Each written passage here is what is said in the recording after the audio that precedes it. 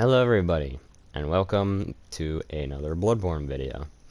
Now this one will be done differently than I normally do. It will still have gameplay, obviously, to keep your guys' eyes hooked. Or at least I'll try. But today I will be reviewing the Hunter's Axe. And this particular Hunter's Axe that I'm using in the video is +4 with these gems, which you can see under the blood gem effects in the center of the screen. And my AR is 220. But don't let that fool you. I'm still going to be doing a lot of damage with this thing, even though it's only +4. So, this axe has carried me from my very first playthrough all the way up to modern day, because as you might have seen recently, maybe like a month ago at this point, I don't remember. Okay, I need to be a bit more accurate in my predictions.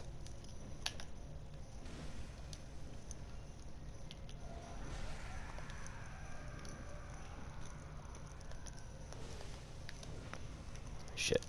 Lock-on didn't switch fast enough. Yeah, I'm being a bit too aggressive. There we go. So, there are a lot of strategies behind this weapon, one of which a lot of you call the spin to win strategy. And yes, this strategy does work pretty well. I feel like it doesn't really show you what the weapon can do, because, I mean, don't get me wrong, it's a great full charge heavy, but one thing it's also very reminiscent of is the halberds in Dark Souls. Now, the reason why those don't work as well as the Hunter's Axe, besides the animation production quality, is the fact that the halberds in Dark Souls have a really slow recovery time. In this game, your hit stun and recovery times are shorter, so you don't have to spend as much getting out of the same animation. So, for instance, I'm going to do the R2, and then I'm going to show you how quickly I can get out of it. Not to mention, the two swings are farther apart, allowing for, it may be the same time animation, but each one is farther apart. Having it to where the enemy can also be staggered for longer before your animation ends. Versus the Dark Souls one, which also having hardly any hit stun. The reason I'm not bringing up Elden Rings is because they did change them a lot, and I appreciate it. Although I do miss the Winged Knight's Glaive for obvious reasons. To name a few. But, overall, I'd say that this weapon, I mean, the only reason I compared it was because of the Dark Souls halberds. But, staying in Bloodborne, this axe has a lot of uses, and when paired with a gun like the blunderbuss, can quite literally keep people from playing the game. Although, I'm not talking about PvP, of course.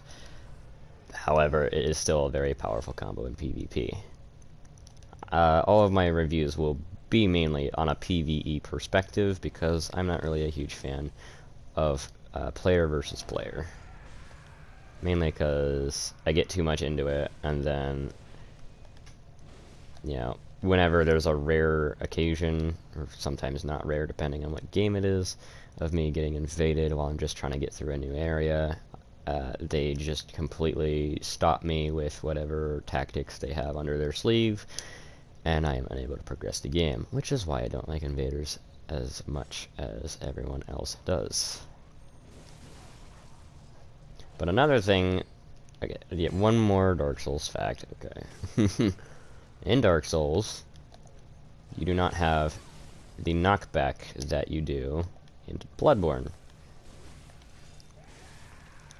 Or at least with the Hunter's Axe comparing to the halberds. I'm sure there's quite a few other comparisons too. You can flip people like pancakes, you can flatten them like pancakes as well. There's a lot of pancake shenanigans you can do with even the Kirkhammer and the Hunter's Axe. And yes, even the Saw Cleaver, believe it or not. That full charged heavy has a follow-up. And it's a very fun follow-up because it knocks everyone on their ass.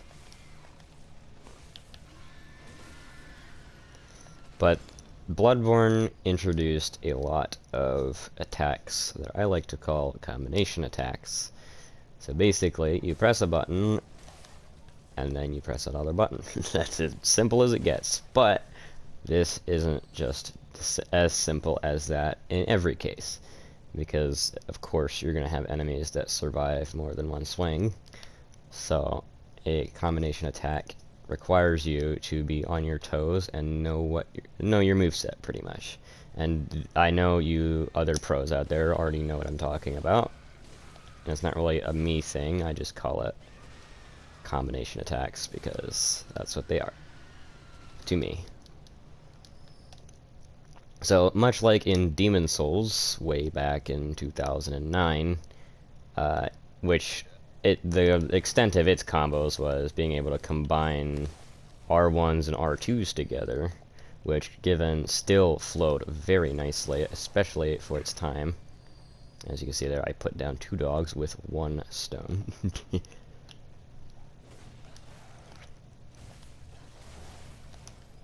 As you can see, if you have enough timing, or proper timing I should say, you can kind of poise through certain attacks that other weapons wouldn't normally let you be able to. So, in Dark Souls, this is a very rare trait. Sometimes it's common depending on your weapon moveset. But combination attacks in Dark Souls are not as common as even in Demon Souls, because in Demon Souls, one of the most reliable weapons in that is also the standard straight sword, but not because it's the only weapon that can combo attack with its heavy. But in Bloodborne, basically, if you have a two-handed weapon like this, you get access to attacks called medium attacks, or at least that's what I call them. It's like this. And yes, I bounced off this statue. But those are your medium attacks. So you have your light attack combo, and it loops quite nicely, but it's a 5-hit combo normally. You got your heavy combo, which is just these two. And they do not really chain that well together. And if, for those of you wondering, there is no follow-up to the heavy with another heavy at least. But unlike the other games, because that was where the combo game kind of ended, is just doing this, which even in Bloodborne is not recommended because heavies can come out a little slower. So combinations are far more advanced in Bloodborne, and I know I've pretty much been saying that this entire time, but that's because my autism is kind of just looping back on the same thing because I'm trying to explain it. So we can do things like this in Bloodborne.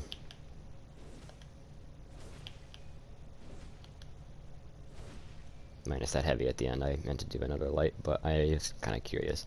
But that's another thing about Bloodborne. I'm still trying to find all the combination attacks. But one of the ones I like to do a lot are transform attacks. These consist of pressing the L1 button after either dodging or after swinging with any attack. So these attacks are especially useful when switching between modes during combat, which in Dark Souls you needed to do by switching weapons, which I don't have a secondary weapon on right now. I'll get to this weapon later, don't worry. Not in this video, but in another video. So these attacks can get pretty complex, and also here's the small-handed or small axe mode, or the axe mode of the halberd. Fuck. Sorry. Brain overloading, of course. Yeah, they really need to add more follow-up heavies, like what they did with the Saw Cleaver. Even Elden Ring has a few, I think. But they don't have full charge heavies, they just have normal heavies. I think. I forget if you can hold them down, but regardless, this isn't about Elden Ring. I'll do that separately. So, with these attacks and the L1s, you can imagine just how many combo strings you can put together, even to go as far as this. Combining your L1 attacks. If I called them L2 attacks, I'm sorry, they're L1 attacks. Now, in small hand mode, or axe mode as I like to call it, your L2s do nothing. Your offhand weapon will attack instead.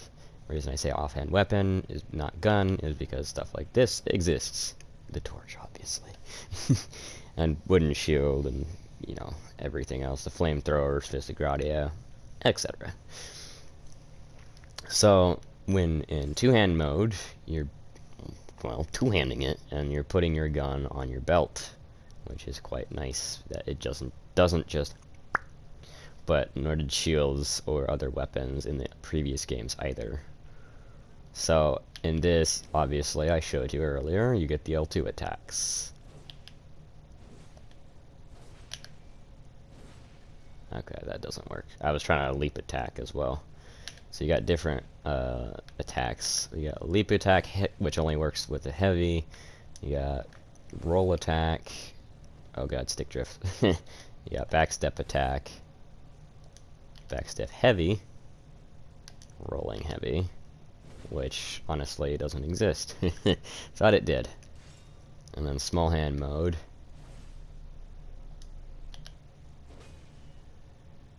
Oh yeah, sprinting attacks as well. So this one's one that I like to use a lot to close distance. Is just... Right, you can't sprint to the side, I have to move the camera. But it's a nice thrust, and then this one's another one I like to use. It's a slash. Which, why this weapon doesn't do thrust damage, I don't know. It does blunt damage. I mean, to be fair, this thing kinda looks blunted. Not the axe, but the spike. Kinda looks blunted, but not really. It looks like it should be doing thrust, but hey, I didn't make this game. So, another combo is this. Sorry, I just ignore those two first attacks. So basically what you do is you R2, L1, R1, R2, L, or R1, sorry, I almost said L1.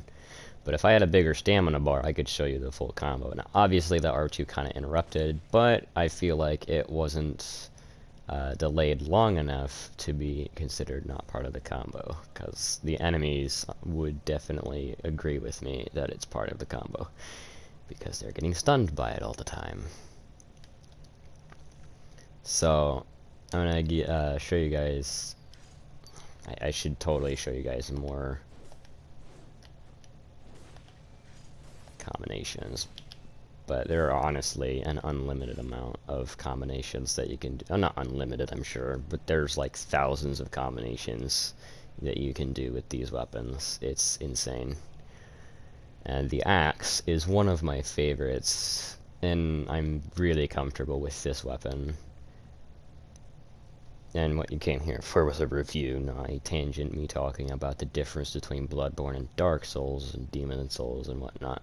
But Demon Souls is kind of where those attributes came from with the combination attacks, but Bloodborne's trick weapon setup or format, or however you want to call it, does a very great job at expanding upon certain weapons' movesets. And I kind of wish Elden Ring had some trick weapons, like Radon's Star Scourge Greatswords would have like a gravity mode on top of its already pretty powerful normal mode.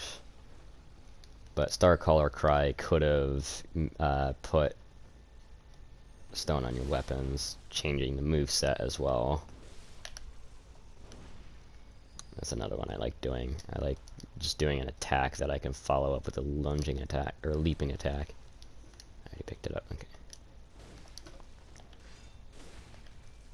But as you can see, as I apply everything I just showed you guys in my combat, because in Bloodborne you're going to be needing to utilize every single combination for every single situation. And as you'll see all throughout this video, I will pretty much just be handing everyone their metaphorical ass. Except for this guy, because I kind of forgot that I wasn't in small hand mode. Axe mode, sorry. Because this I like to call halberd mode, and this I like to call axe mode, because the heavy attack in this mode reminds me of the halberds in Dark Souls, Demon Souls, and of course Elden Ring. So yeah, this is the only halberd of this game. It's probably the only axe as well. It's kind of a shame.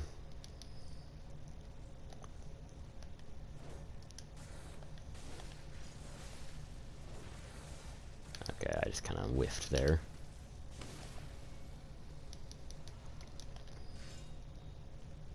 I'm sure I have Bloodstarp dead already. Yeah, I definitely do. This Graying Beast is gone. There's no Fogball. And no Alfred. So, I'm going to try to need to find some stronger enemies to show you guys longer combos. Although those bagmen were pretty tanky. But, yeah, you know what? We'll just stay in Yargul. Screw it. But regardless, you see my point on why this weapon is good. Its movesets are pretty well strung together. It's got good pacing, good stagger. I mean, you could honestly put these attributes on any other weapon, and then that weapon will be good as well. But this weapon is mainly built for that because of what it is. It's an axe that turns into a halberd that can change back anytime it wants, really.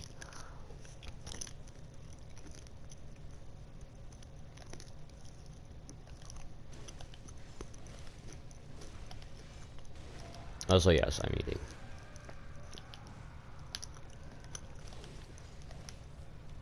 Also, the rally potential on this weapon. I almost forgot about that. How could I forget?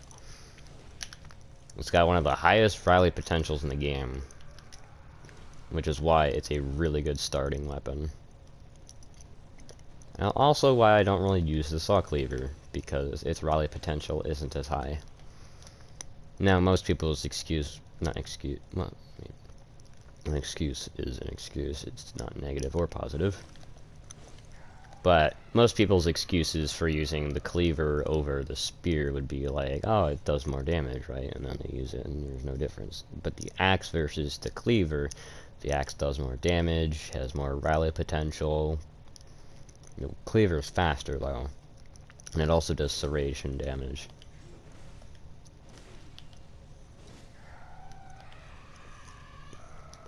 Like, I can miss attacks and enemies are still like, huh?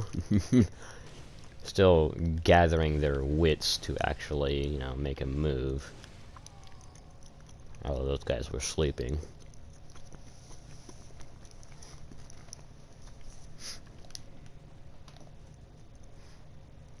But, like, the reason Bloodborne is my second favorite Souls game in Souls history is because of the weapon movesets. Like, it is insanely good.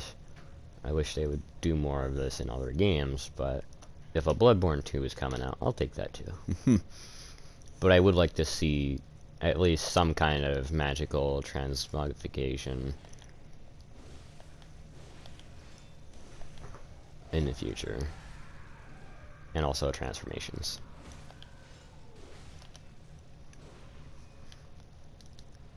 Or, you know, just technical and magical. But I feel like Elden Ring could have used a lot of magical transformations in their weapons, like Moonveil. Moonveil is already pretty cool, but having that blade be like a blue like runes all over through it would be pretty cool to see too. Or like, you know, when you activate the weapon or and enchants it with magic or something. Like, I mean, come on guys. How long have you been making games now? And almost, well, not almost 20 years, but 5 years from 20 years in terms of the Souls games. But you guys have been making games since the 90s. So, like, you guys should know what you're doing by now. And here I am, 20 years old, coming up with better ideas. I mean, it's based on what you got, but you could at least show some effort. Instead of just copy pastes with different attributes and a different look. Given that still takes time, don't get me wrong, it does. But I'd rather put time and effort in. I mean, obviously, it still takes effort to change the stats around and whatnot, but sometimes just looking at your weapon lists, I see a lot of inconsistencies and a lot of weapons that are like, okay, how's this worse, but it's also better at the same time. It's just a confusing mess to look at. But enough about how bad From Software may or may not be. He did a long one. Yeah, transformation attacks rally potential on this weapon is insanely high.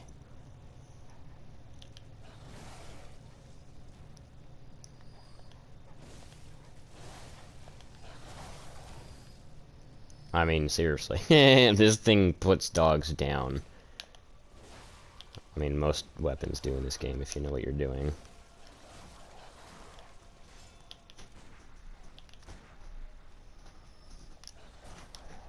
Pebble. I thought I might pull that off once. So, yeah, as you can see, obviously this is like mid-game difficulty on a character that has low skill. I almost call it dexterity. Oh yeah, another thing you can do in Bloodborne, you can shoot people in the face, which doesn't take stamina, so I often do that as a just in case. Whenever my stamina's low, I'll shoot an enemy who staggers, obviously. I'm not gonna shoot like a pig in the face, well, unless it was with a blunderbuss. But my stamina will recover. And I don't remember if it's slowly or if it's rapidly. But long story short, I don't know why I said that.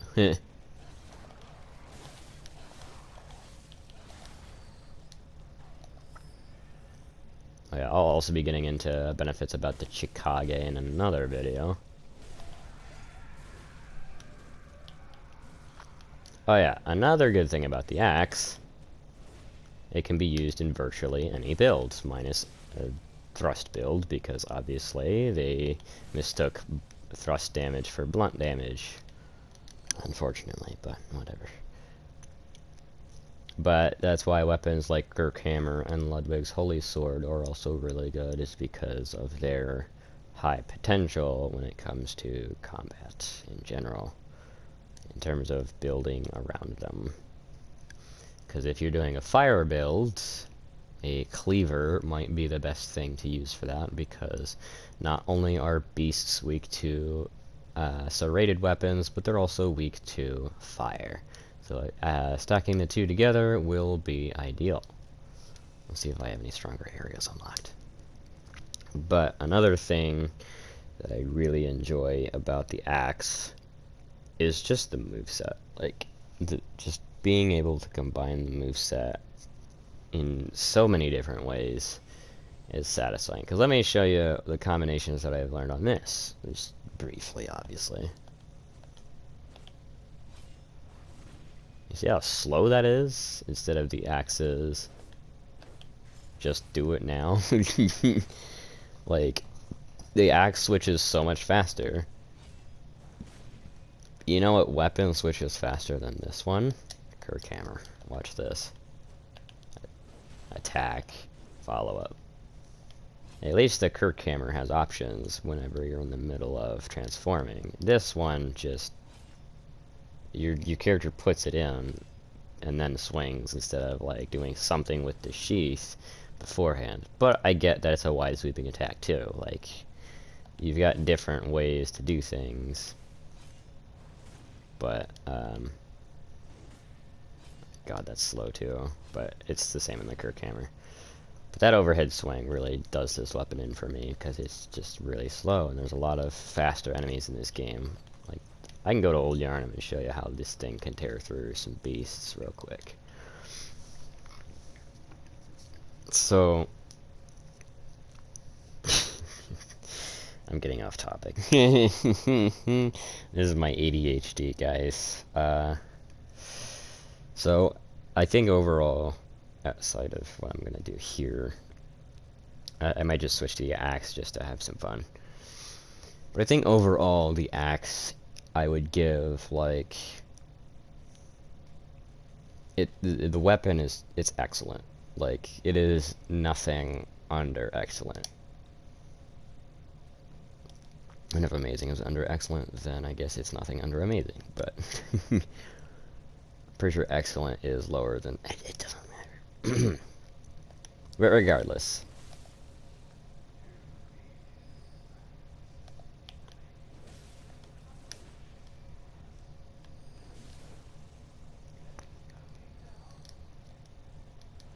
Sorry for skipping your dialogue. I needed that blood vial. Kind of, not really. But I'm just gonna tear my way through Old Yarnum and fight Jura as well, so you'll have at least something fun to look forward to.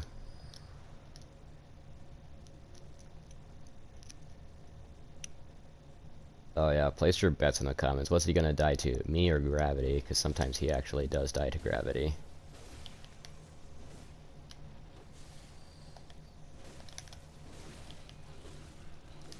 I know I'm not gonna die to him, unless I fall. Should probably be using small mode or axe mode. Ever since I called it small mode in this video, my brain has switched to that for some reason. I know I was gonna show the Kirk hammer, but this is the axes video. I'll do the. You can tell how much I like the Kirk hammer too. And it's not that I don't like the Holy Sword. It's a good weapon, don't get me wrong. Very reliable. But, in my opinion, it's too slow for my taste. Like, yes, it does damage, but it does damage to compensate for this lack of speed.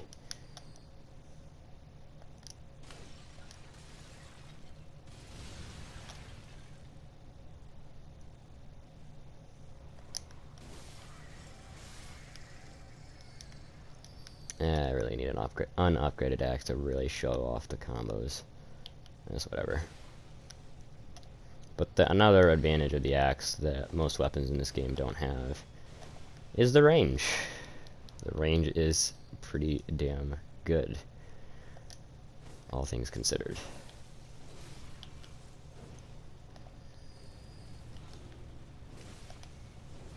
And you also have to take into account that it doesn't do any extra damage towards any specific beast type.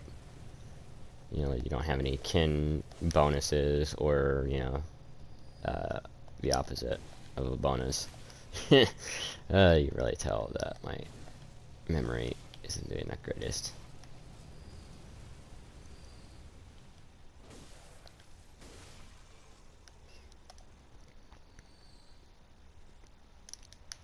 So, yeah, this axe is, in my opinion, one of the greatest axes in Soul's history. Oh, this guy's already dead. But I'm not just saying that for clout or attention. I'm just saying that because that's my opinion. My opinion is only valid to me. It does not need to be valid to anyone else besides the fact that it is my opinion. You have your own opinion, obviously. Everyone has their own opinion. And opinions collide a lot, so yeah. Alright, Jura, since you want to kill me so damn bad.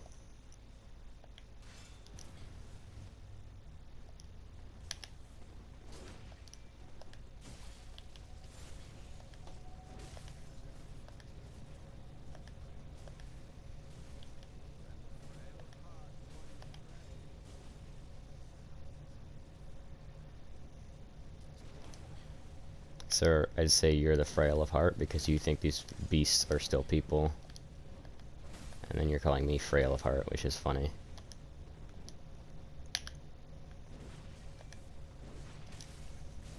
Yeah, I delayed that. I should not have done that.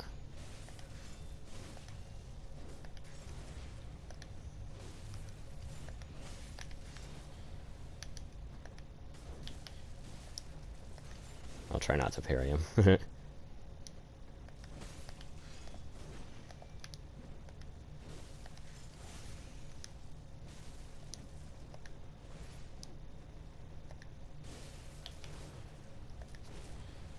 Okay, input reader. Let's see it like this.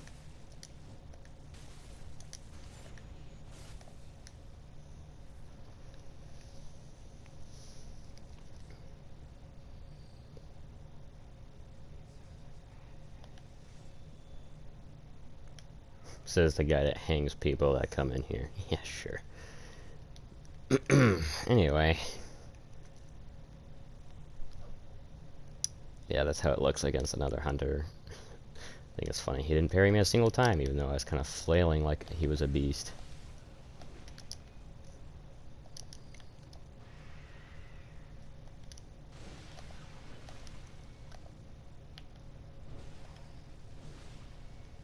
Wow, even these guys are a two-shot. So yeah, I'm gonna finish off the video after I clear this temple.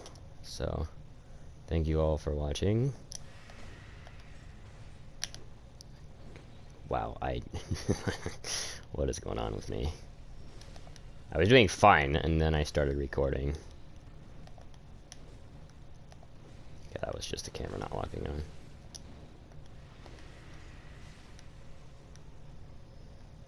But, I mean, honestly, there's not much I can say for a weapon I've been using for 6 years.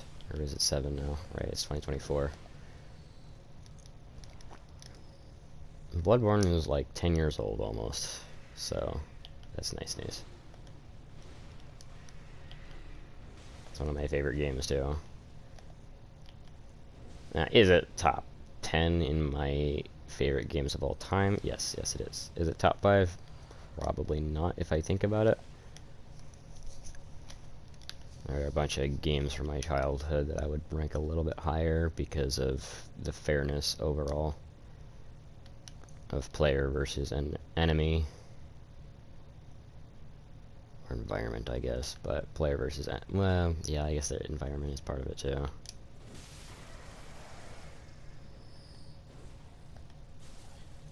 Okay, what?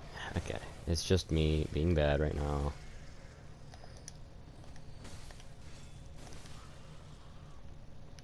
Because I am sweating and also nervous, apparently. Not sure what I'm nervous about. Probably because I have to be talking right now. My brain's like, oh shit, I have to talk. Okay, I'm just gonna clear the rest of Old Yarnum.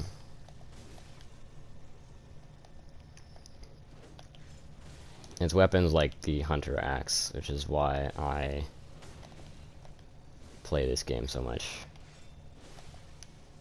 Because these weapons are just too damn good at their jobs. And I really wish From Software would make more games like Bloodborne. Now, I haven't really played Sekiro, so I can't really have an opinion about that one, but it would be nice to try out. Just to see if it's another game that we need From Software to make that was supposed to be a leaping like this.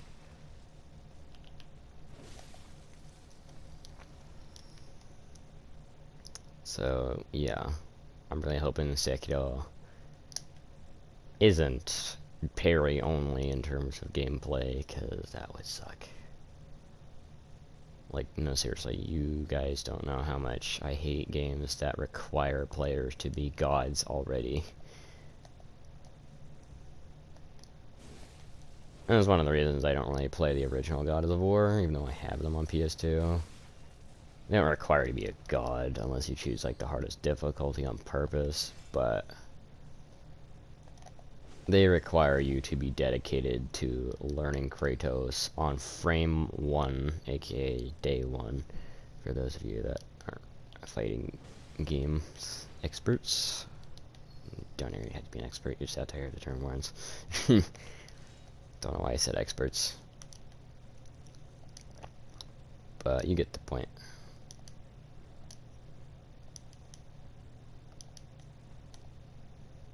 I'm pretty sure I got the emote already. Yes, I did. Brush off dust.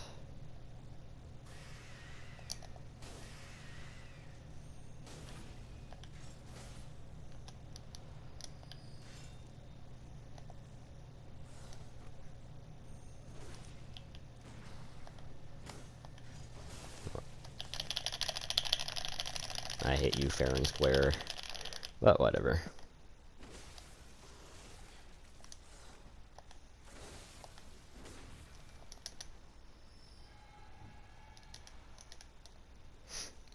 But yeah, that'll end it for this video. Oh, and one more thing though, before the rest of you leave. I really wish Bloodborne had actual boss weapons, not... I mean, there are two, Rikuyo and Ludwig's Holy Blade. But I mean, like, for the base game as well. Like, Gascoigne's axe. Just maybe make the Hunter's axe different in appearance. Say the bandages aren't there, and the axe looks a little different. But, like, there was a lot of potential for boss weapons in this game. And the fact that the idea was scrapped for the most part, minus the obvious ones, like Rikuyo and Holy Moonlight Sword. Or Ludwig's Moonlight Sword, sorry. But the reason why I really wish there were boss weapons, I mean, I guess there was the Burial Blade. That is like the only boss weapon I can think of at the top of my head. I would have said the Hunter's Axe is one if it wasn't before the boss fight.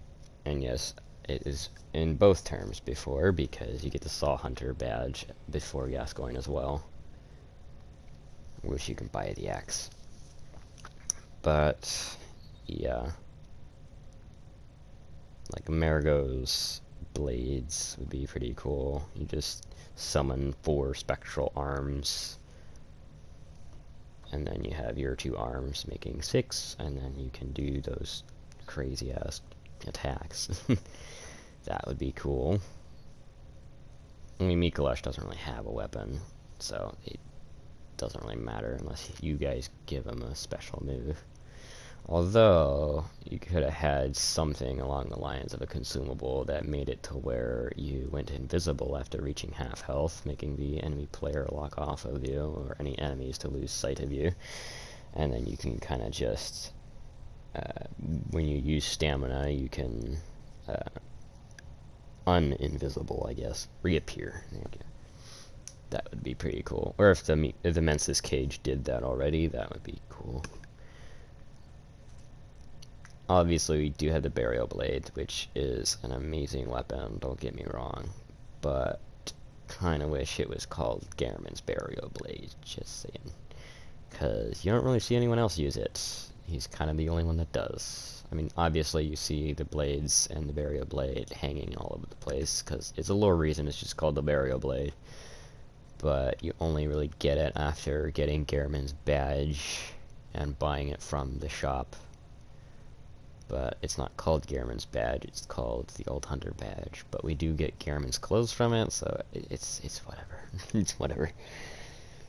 One Reborn, it would be nice if you had some kind of catalyst or something. Now, obviously, Bloodborne, the only really thing I can think of for a catalyst is either it turns into a gun, or it turns into a dagger or short sword. Honestly, either one would be fine. Or maybe it's already a dagger, and then it transforms into a short sword for some extended range and more magic options. But, I mean, regardless, casting some of the One Reborn's magic would have been cool. I mean, we kind of get something from Ligarius, the Executioner's Gloves, but Ligarius also, there's no weapon from him. The only thing we kind of get is the crown as like a souvenir. It doesn't do anything special besides open up the Queen's Chambers that are right behind his throne. And then getting something from Cleric Beast would be pretty cool. But we never do. That'd be cool if the Beast Claw was available after that, but I'm sure they deemed it, oh, it's too good of a weapon to just have after Cleric Beast, come on. Oh, but you put the Crook Hammer after Cleric Beast, yeah, that makes sense. Alfred doesn't give you the Sword Hunter badge, you drop it off of a random Cleric Beast. Perhaps you could have done the Church Hunter's badge, with the symbol of like a cross or something. But I get that the Sword Hunters were part of the church, but Alfred uses the Kirk Hammer and is part of the church, so that'd be nice. Also, the Radiant Sword Hunter badge could have been attained at the end of his quest line instead of at the top of a tower.